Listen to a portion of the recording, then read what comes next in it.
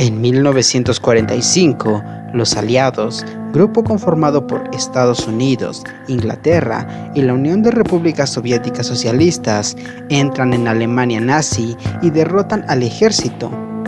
Los soldados pertenecientes al bando perdedor son golpeados, humillados, asesinados y, en el caso de las mujeres, siendo también violentadas de forma sexual.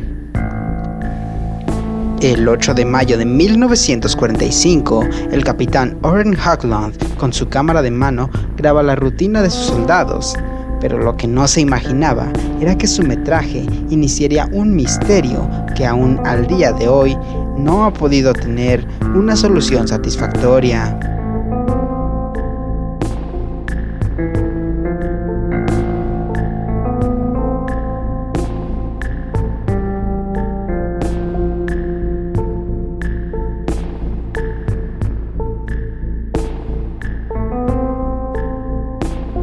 La grabación es simple.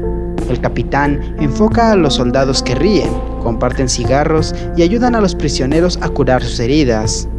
Pero en un momento dado, caminando hacia Pilsen, sola y evidentemente en malas condiciones, aparece una mujer. Vestida con indumentaria nazi y con evidentes golpes en el rostro, la mujer parece desorientada. Por momentos se le muestra sumisa, actitud que, según psicólogos que han analizado esta cinta, demuestra un grado grave de estrés post-violación. En otro momento de la cinta se puede ver cómo sus excompañeros de combate le ayudan a curar sus heridas, e incluso se le puede llegar a ver sonreír.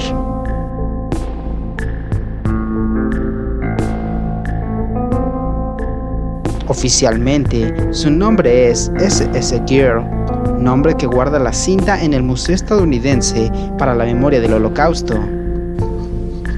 El misterio inicia gracias a la publicación de varios posts en el foro Axis History Forum, donde sale el nombre de dicha cinta, Lost German Girl, abreviado LGG. Decenas de hipótesis se han escrito en foros de internet, todos llegando a nulas conclusiones. Lo único que se sabe con certeza es lo siguiente. El capitán Haglund se caracterizó por su trato humanitario a los prisioneros, por lo que se presume que ella fue entregada en una buena condición a la Cruz Roja. El capitán Haglund no reportó la muerte de una mujer en sus reportes de prisioneros entregados.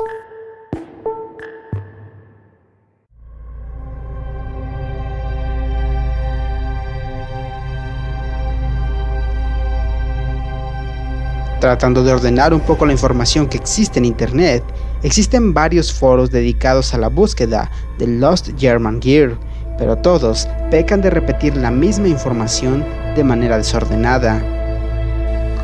En un foro de internet que al día de hoy ya no existe, se encontró el nombre de Lord Bauer o Lara Bauer.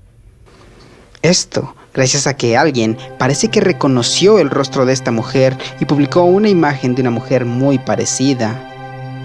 Una investigación posterior demostró que ninguna mujer llamada así se enlistó en el ejército. Además, que alguien logró buscar en los registros de bautizos de la iglesia de esa zona y ninguna tiene registro de un bautizo con ese nombre. Hasta acá podemos hacernos a la idea de que nunca sabremos su identidad. Sin embargo, un día se publica una foto sacada del registro civil alemán, registro que fue usado en los últimos días de la guerra para reclutar a todos aquellos que pudieran y quisieran pelear.